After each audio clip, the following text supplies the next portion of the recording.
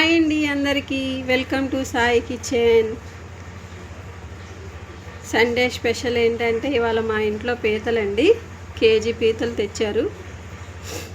300 అంట కేజీ పీతలు తెచ్చారు మా వారు చేయమని. ఇది కుకింగ్ ఎలా చేస్తానో చూపించేస్తాను, చూసేయండి. ఫస్ట్ ఇది క్లీన్ చేద్దాం.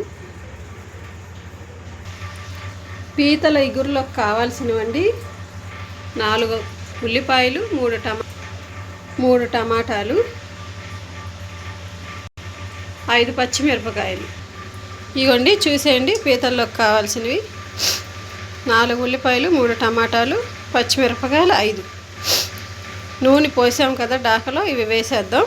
పీతల ఇగురు పచ్చి పులుసు అండి. ఎలా చేయాలో చూపిస్తాను, చూసేయండి. చూడండి వేసేసాను. ఆనియన్, టమాటా, పచ్చిమిర్చి ఇవి మగ్గుతూ ఉంటాయి. మనం పీతల క్లీనింగ్ చేసేద్దాం. చూడండి పీతలు శుభ్రం చేసేసి దీంట్లో వేసాను. ఇంకా రుచికి సరిపడా ఉప్పు, పసుపు కూడా వేసానండి. ఒక రౌండ్ తిప్పేసి ఒక 5 నిమిషాలు పక్కన పెడదాం.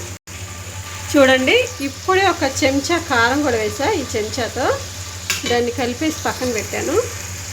కారం విరిగితే కొద్దిగా వాటర్ పోద్దాం. పచ్చి పులుసుకి ఈలోపు తయారు చేద్దాం. చూడండి నీళ్లు పోసాను పీతలు ఉడకడానికి. దాంట్లో మసాలా పేస్ట్ కూడా వేస్తున్నాను. ఇవ్వండి కొబ్బరి, అల్లం వెల్లుల్లి మిక్సీ పట్టిందండి ఇది. దీంట్లో వేసేస్తున్నా. వేసేసి కొంచెం సేపు తిప్పేద్దాం.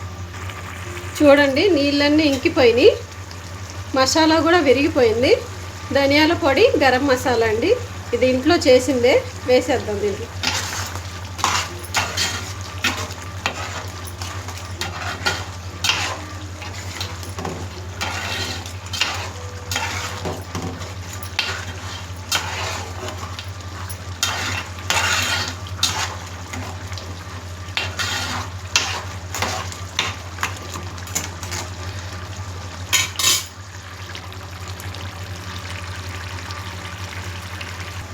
చిన్న నిమ్మపండు సైజు చింతపండు అండి. పిసికి కొంచెం పులుసు తీసాను. 2 ఆనియన్లు కోసాను. రుచికి సరిపడా ఉప్పు వేసా. ఇదేమో 3 పచ్చిమిరపకాయలు అండి. ఇది ఇప్పుడే దంచాను. దంచి దీని రసం దాంట్లో పొయ్యాలండి, చింతపండు పులుసులో. చూపిస్తాను అది కూడా పోసిన తర్వాత.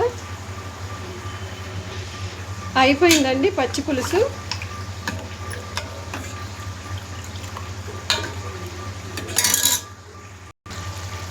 కూరలో కూడా కొత్తిమీర వేసేసా.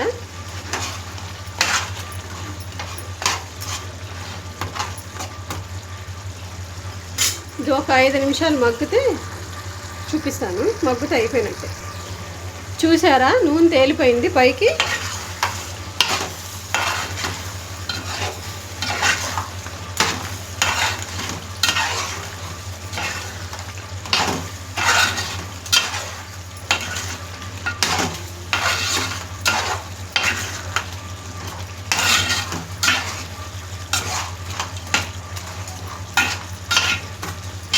ఇంతేనండి పీతల కూర.